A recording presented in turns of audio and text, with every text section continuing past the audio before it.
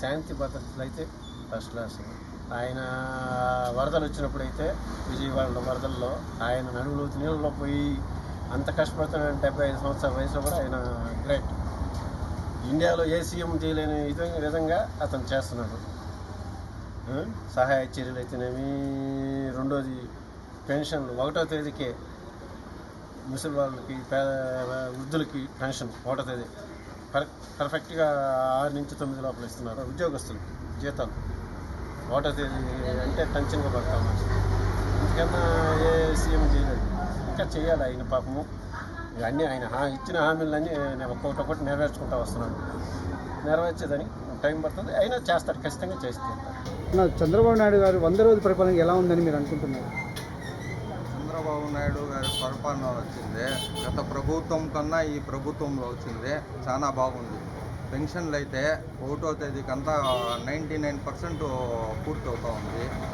అదే మాదిరిగా జీతాలు కూడా కానీ కరెక్ట్గా వచ్చేస్తున్నాయి. ఎవరికి ఏమి ఇబ్బంది లేదు. వీధుల్లో ఎక్కడ పోయినా కూడా కానీ పరిపాలన బాగుంది అని చెప్తా ఉంటారు, కానీ పరిపాలన బాగలేదు అని మాత్రం చెప్పటం లేదు. చెప్పేవాళ్ళు చెప్పుకుంటారు, కానీ ప్రభుత్వం మాత్రం మంచి ప్రభుత్వము, బాగానే ఉంది.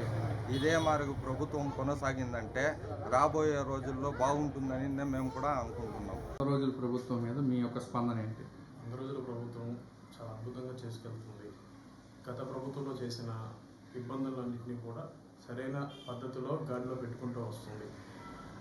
ఇంకా మెరుగ్గా చేయాలంటే మనకు కొంచెం సమయం ఇవ్వాలి. ఎందుకంటే పాత ప్రభుత్వాలలో చాలా తప్పులు జరిగాయి, చాలా దగ్గర ఇబ్బందులు కలిగించున్నారు.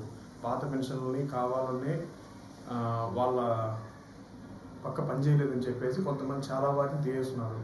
ఇట్లాంటి వాటిని గమనించుకుంటూ ఇప్పుడే వస్తున్నాయి. ఇంకా పథకాలన్నీ కూడా ఇంకా ఇప్పుడిప్పుడే స్టార్ట్ అవుతున్నాయి.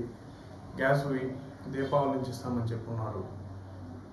కొత్త పెన్షన్లు ఈ మంత్ 5th నుంచి స్టార్ట్ చేస్తామన్నారు. ఇంకా మనం సమయం ఇవ్వాలి. కానీ ఇప్పుడు ఈ 100 రోజుల ప్రభుత్వం అయితే చాలా అద్భుతంగా నడుస్తుంది.